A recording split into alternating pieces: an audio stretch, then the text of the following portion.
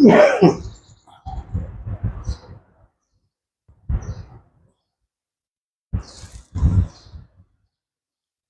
Sir राष्ट्र गौरव award के लिए आपको सम्मानित कर रहा था।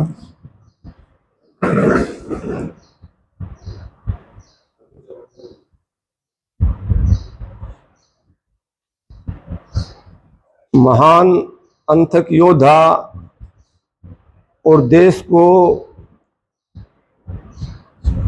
रोगों से बचाने के लिए, देश की सांझी विरासत को अक्षुण्ण रखने के लिए और देश को आगे पथ पर बढ़ाने के लिए, भारतीय प्राचीन मूल्यों को जीवित रखने के लिए आचार्य कमलकांत का जो रास्ता है और जो कार्य है उनको तायद करते हैं और प्रजा भलाई संगठन की तरफ से इनको पूरा भरोसा देते हैं कि इनके कार्यक्रमों को डिटो करेंगे, इनके कार्यक्रमों को फॉलो करेंगे।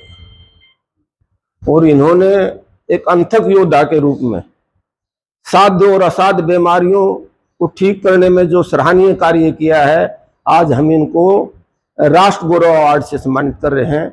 समाज सेवा के लिए, चिकित्सा क्षेत्र में उल्लेखनीय योगदान के लिए इनको राष्ट्र गौरव अवार्ड से प्रजा भलाई संगठन सम्मानित कर रहा है। और इनको पुनः हम आश्वासन करते हैं कि आपके मार्ग पर चलेंगे और आपने जो बीड़ा उठा रखा है उस बीड़ा को आप उठाए रखो, चिंता मत करो और कोई किस्म में आपके गुरुकुल को खरोच भी नहीं आने देंगे। ये आज हम शपथ लेना संकल्प लेते हैं। जय हिंद, जय भारत, वंदे मातरम। अंतक योद्धा के रूप में जो इन्होंने सेवाएं दी हैं उनको राष्ट्र गौरव अवार्ड से सम्मानित करें और इनको पूरा भरोसा दिलाते हैं कि जो इनकी सच्चाई की राह है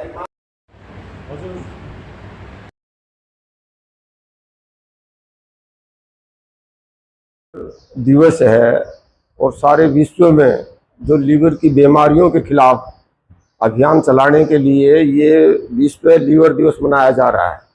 और इसकी जो थीम भी है ना कि आहार ही दवा है, और आचार्य जी की थीम भी यही है कि लोगों को अपने खान पान में बदलाव ला करके, लोगों को देसी जड़ी बूटियों का ज्ञान करवा करके हम इन बीमारियों से बच सकते हैं।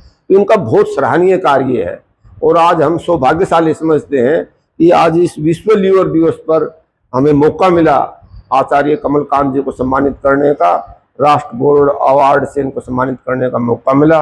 और विश्व लीवर दिवस पर हम पुनः प्रतिज्ञा करते हैं कि वे लोगों में ये ज्ञान देंगे, आचार्य जी जो बताएंगे उस ज्ञान को जन जन तक पहुंचाएंगे, ये हम संकल्प हैं। आप लीवर को लेकर क्या कहना चाहेंगे? लीवर किस प्रकार से ठीक सुरक्षित रखा जा सकता है, किस प्रकार के खान से खान पान? जैसे पहले तो मैं धन्यवाद करूंगा, हमारे बुजुर्ग हैं, हमारे जो है एक तरीके से क्षेत्र के नेता हैं और इस क्षेत्र के लिए इन्होंने बहुत काम किया है और बड़े दिल से आज इन्होंने मुझे कहा कि भाई जीत हार अलग चीज है, ये अटेली मेरा परिवार है, इसका एक एक जो सदस्य है ना वो बीमार नहीं होना चाहिए, आप आचार्य जी इसके लिए कुछ करें। तो इसके लिए हमने हमारा जो एक प्रचारक है इनको नियुक्त कर दिया है और हमारा जो क्षेत्र है पूरे भारत के लीवर को ठीक कर सकता है, क्योंकि हमारे क्षेत्र में सांटा होता है, सांटी बोलते हैं और सांटी को आयुर्वेद में पुनर्नवा भी बोलते हैं, तो वो सबसे बड़ी औषधि है लीवर के लिए। दूसरा, हमारे क्षेत्र में बहुत मात्रा में भाखड़ी होती है,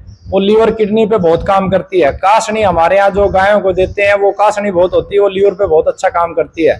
चिरायता हमारे यहाँ खूब उत्पादित होता है, वो लीवर पे अच्छा काम करता है। तो ये जानकारी जन जन तक पहुंचाएंगे और साहब ने एक जिम्मेवारी दी है और निरंतर ये सेवा में लगे हुए हैं, तो हर गाँव में जो है ना निःशुल्क कैंप लगाएंगे ज्ञान के कि भाई कौन सी बीमारी को कैसे ठीक कर सकते हैं और कौन सी बीमारी क्यों हो रही है।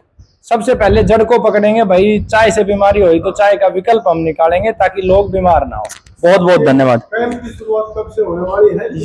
ये कैंप की शुरुआत जो है अभी इस यात्रा के बाद ही, साहब जैसे ही सोच के पूरी योजना बनाई, 27 अप्रैल से 30 अप्रैल को यात्रा खाटू श्याम जी को समाप्त होगी, उसके बाद चिंतन मनन करके और फिर इसकी शुरुआत हम करेंगे क्षेत्रवार पूरा, क्योंकि ये जो अटेली का क्षेत्र है मेरी जन्मभूमि भी है राता, तो वहीं से जो मैं प्रार्थना करूंगा कि मेरी जन्मभूमि से इस कार्यक्रम को हम जो है प्रारंभ करें, है ना, क्योंकि आज भी जो मेरी माँ है जिसने मुझे पाला वो है, नानी मेरी है, तो उसी क्षेत्र से हम प्रारंभ करने की प्रार्थना करेंगे। बाकी जो है ना ठीक है। आपको राष्ट्र धर्म को से, आपको राष्ट्र सच्चाई को से, ईमानदारी की जीत होगी आपकी सर, जीत होगी। आपने जो मान सम्मान और जो प्रेम दिया उसके लिए हम आपके सदैव आभारी हैं। और गौ माता की कृपा से, भाई राजीव दीक्षित जी के ज्ञान से आपको ये वचन देते हैं, जो लड़ाई इस राष्ट्र को, धर्म को, प्रकृति को बचाने के लिए हमारे पूर्वजों ने लड़ी थी, वो कभी महाराणा प्रताप के रूप में जन्म लिया, कभी शिवाजी महाराज के रूप में जन्म लिया, कभी उन्होंने नेताजी सुभाष चंद्र बोस के रूप में जन्म लिया, कभी उन्हें चंद्रशेखर आज़ाद के रूप में जन्म लिया, कभी भगत सिंह के रूप में लिया और कभी भाई राजीव दीक्षित जी के रूप में लिया।